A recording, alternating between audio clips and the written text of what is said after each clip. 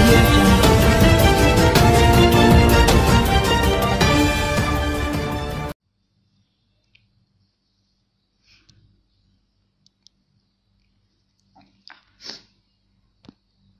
Hi అండి. నేను కత్తి మహేష్ గురించి చెప్పాను కదా టీవీ 9లో లైవ్లో. నేను నిజంగానే నేను కత్తి మహేష్ నాకు ఇట్లా చేశాడు, నాతో ప్రూఫ్లతో సహా చెప్తున్నాను. యాక్చువల్గా నేను వస్తానని చెప్పలేదు టీవీ 9కి. నిజంగా నేను టీవీ 9 వాళ్ళు నాకు కాల్ చేసినారు. టీవీ 9 రవిచంద్ర గారు, ఇండస్ట్రీలో నీకు ఏమైనా కమిట్మెంట్స్ కింద ఏదైనా నీకు ప్రాబ్లం, కమిట్మెంట్ల కింద ఏదైనా నీకు ప్రాబ్లం ఉంటే చెప్పండి అమ్మా అని టీవీ 9 నాకు ఫోన్ చేసి పిలిపించారు. టీవీ 9లో నాకు జరిగింది చెప్పాను, జరుపుకోకూడదు నేను చెప్పలేదు. జరుపుకోకూడదు చెప్తే గిన నాకు ప్రూఫ్లు అడుగుతారు. ప్రూఫ్లు తీసుకొచ్చే కెపాసిటీ నాకు లేదు. నేను జరిగింది మాత్రమే చెప్పానండి, జరిగింది మాత్రమే చెప్పాను. కత్తి మహేష్ ఇటు చేశాడు అందుకే చెప్తున్నాను అని చెప్పి కత్తి మహేష్ ముందర మాట్లాడాను. రాత్రికి నేను వాళ్ళు లీగల్గా వెళ్ళమని చెప్తే లీగల్గానే రేపు వెళ్దామని చెప్పానండి.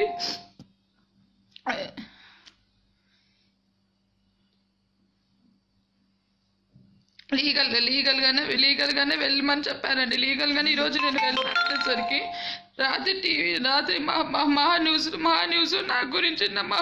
నా గురించి చెడ్డగా పెట్టానండి. నేను ఎక్కడ కేసు పెడతాననేసి నా మీద 50 లక్షలు డిమాండ్ చేశాడు. నేను ఎక్కడి నుంచి తీసుకొని రావాలి 50 లక్షలు? టీవీ 9లో చూసేవాళ్ళు నాకు 12 గంటలకి లైవ్కి రండి, టీవీ 9 రవిచంద్ర కాల్ చేసి లైవ్ రండి, ప్రూఫ్లు తీసుకురామంటే వాళ్ళు నాకు ఫోన్ చేసి బ్లాక్మెయిల్ చేస్తున్నారు మహేష్ కత్తి మీద.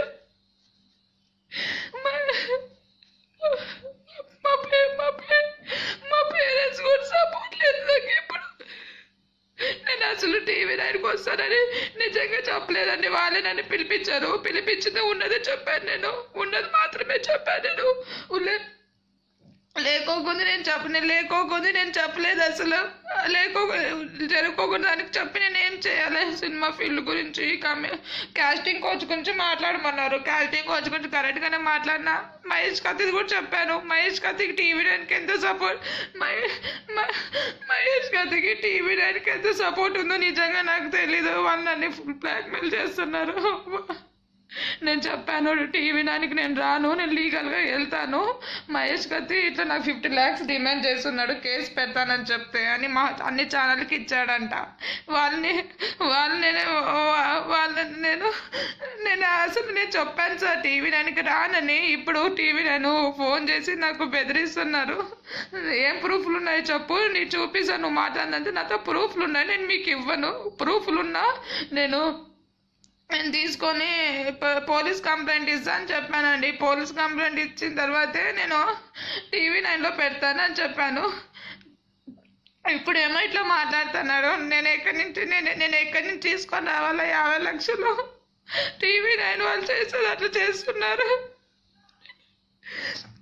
నేను ఫస్ట్ నుంచి ఇప్పుడు కాదు, నాకు 1 year నుంచి నిజంగానే పరిచయం ఉన్నదే చెప్పాను.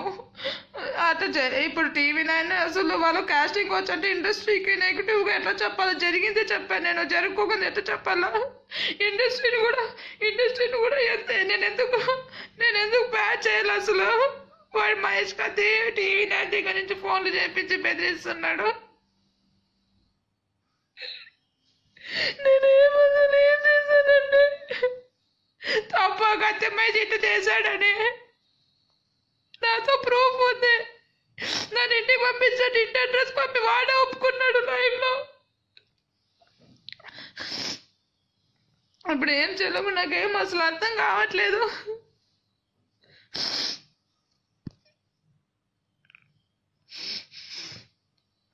ఇండస్ట్రీని వాళ్ళని బ్యాడ్ చేయి వీళ్ళని బ్యాడ్ చేయని బ్లాక్మెయిల్ చేస్తున్నారండి అనుకోండి.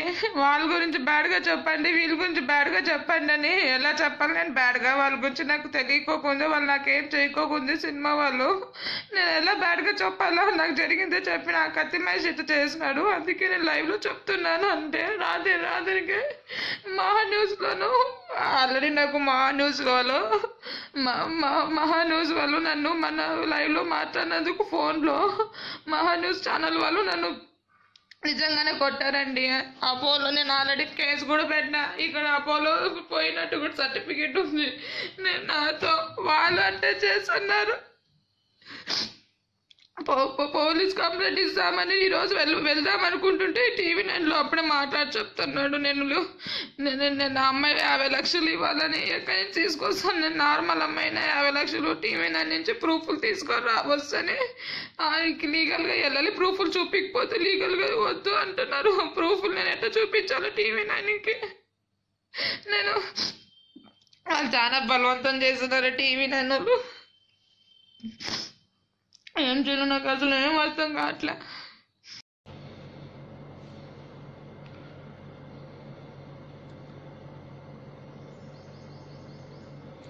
హలో ఎవ్రీవన్, ఇంకా లైవ్లో చాలామంది జాయిన్ అవ్వలేదు. లిటరల్గా I can't see any number. కనీసం లైవ్లోకి 100 మంది వచ్చారు అంటే నేను అసలు విషయం మాట్లాడడం మొదలెడతాను.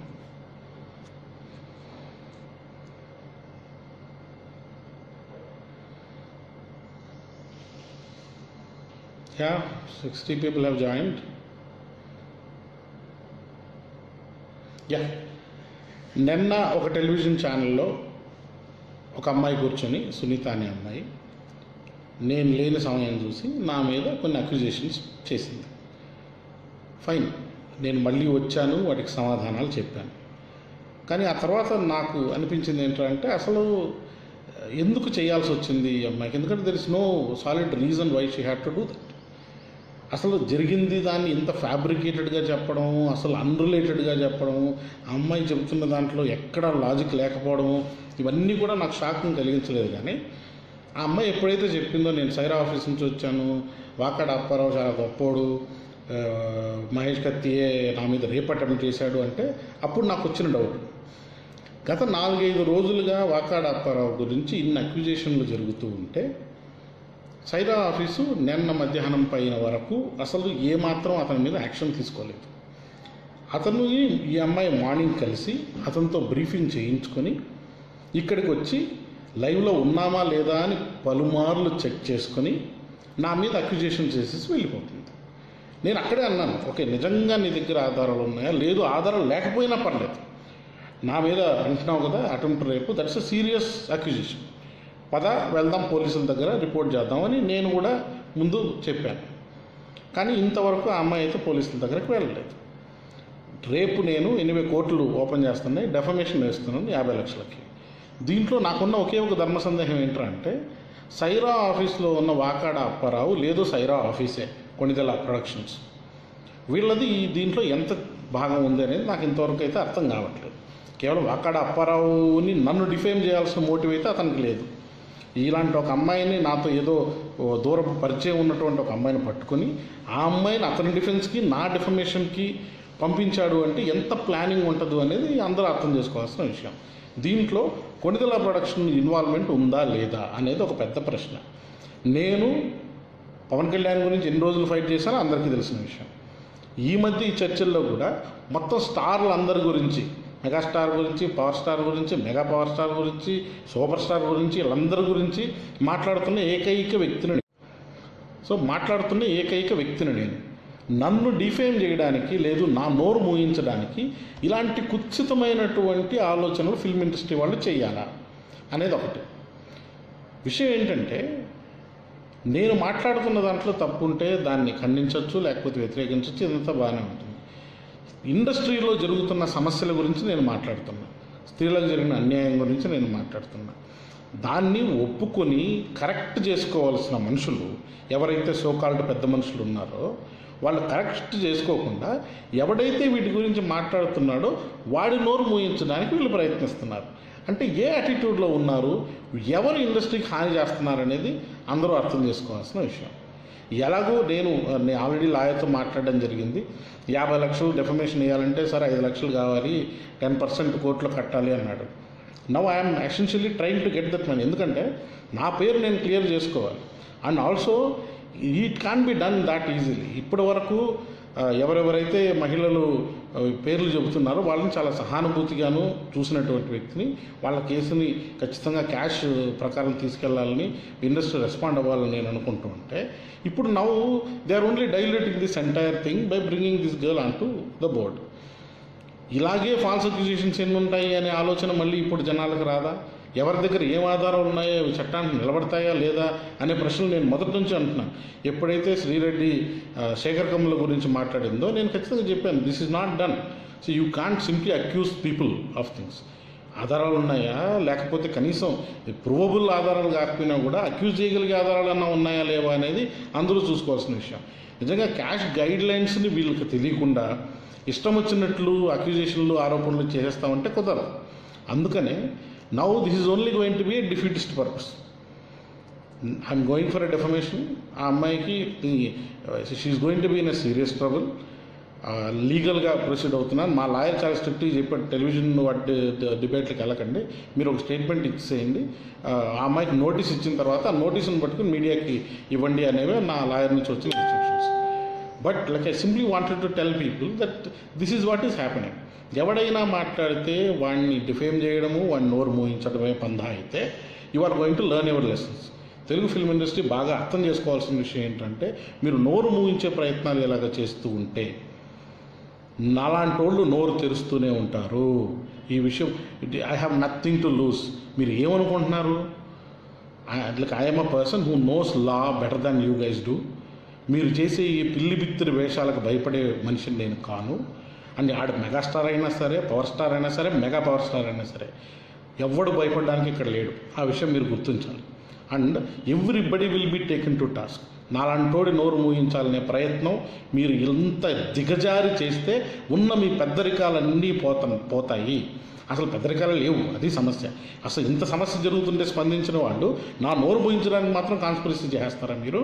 ఓకే, మంచిదే. సో అందుకనే ఏదో నిన్న పవన్ కళ్యాణ్ అన్నాడు, ఏంటో సలహా ఏంటి, వెళ్ళి పోలీసులకు కంప్లైంట్ ఇవ్వండి. Yes, I'm approaching the court directly. Okay, so అదే నేను చేయబోతున్నాను. కాబట్టి సినిమా ఇండస్ట్రీలో తప్పు జరుగుతుంటే ఆ తప్పును సరిదిద్దాల్సింది పోయి తప్పుకు బాధ్యత తీసుకొని వ్యవస్థల్ని మేము రిఫార్మ్ చేసుకుంటాము అనే మాట అనాల్సిన హీరోలు నాలాంటోడు నోరు మూయించడానికి ఇలాంటి కేసులలో నన్ను ఇరికించడానికి ట్రై చేస్తారా, నన్ను డిఫేమ్ చేయడానికి ట్రై చేస్తారా? ఓకే, చూసుకుందాం దాన్ని కూడా. So let's be very very conscious of what we are doing. అందుకనే just wanted to tell people that ఈ కాన్స్పిరసీ, ఇంత దిగజారుడు కాన్స్పిరసీ చేయడం అనేది వాళ్ళ కర్మకు మనం అర్థం చేసుకోదగ్గ పరిణామం అనుకోవాలి. So this is what I wanted to say. నేనేంటో, నా ప్రవర్తన ఏంటో, నాకు చాలామంది స్త్రీలు ఫ్రెండ్స్గా ఉన్నారు, వాళ్ళందరికీ తెలుసు. నా స్నేహితులకి, నాతో పాటు ఉండే వాళ్ళందరికీ కూడా నేను ఎలాంటి వ్యక్తినో తెలుసు. కాబట్టి నేను కొత్తగా ప్రూవ్ చేసుకోవాల్సిన విషయం లేదు. నేను ఏదో పెద్ద పవిత్ర పాపినని చెప్పాల్సిన అవసరం లేదు. What I am I know. People who matter to me also know about it. కాకపోతే పబ్లిక్ డొమైన్లో మనం ఉన్నప్పుడు ఇలాంటి అక్యూజేషన్లు జరిగినప్పుడు దాన్ని ప్రూవ్ చేసుకోవాల్సింది, దాని నుంచి క్లీన్గా బయట రావాల్సిన బాధ్యత నాకు ఎప్పటికీ ఉంటుంది. అందుకనే I am going through a proper line of order. And thank you very much for all the people. అంటే ఈ కాన్స్పిరసీలు ఇవన్నీ నిన్న ఆ అమ్మాయి టెలివిజన్లో చెబుతున్నప్పుడే అర్థం చేసుకున్న వాళ్ళు చాలామంది, ఆ తర్వాత ఎన్ని అసంబద్ధంగా ఆరోపణలు చేసిందో అందరికీ అర్థమైంది. ఇంకా ఏబిఎన్కి వెళ్ళినప్పుడైతే అసలు సమాధానాలు ఒకదానికొకటి పంతం లేని సమాధానాలు ఇంత. అండ్ ఆఫ్కోర్స్ తనకి బహుశా వాళ్ళని ఇచ్చిన కోచింగ్ అంతగా సరిపోలేదు, ఆ అమ్మాయికి సొంతంగా ఏమి పెద్ద తెలిసినట్లు లేదు. కాబట్టి she's only giving away everything and which she has done. ఇప్పుడు now I think people who ever has to face music will have to face music. Just wanted to tell to all the friends who have been in support of me, thank you very much.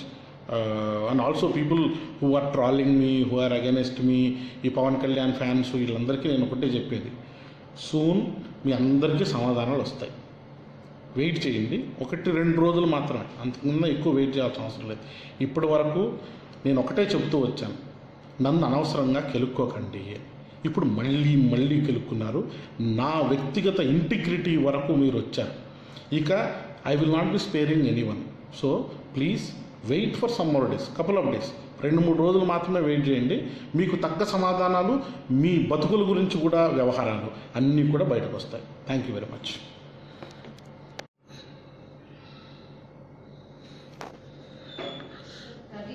ఏంటండి, video నచ్చిందా? అయితే ఓ like వేసుకోండి, లేదంటే ఓ comment చేయండి.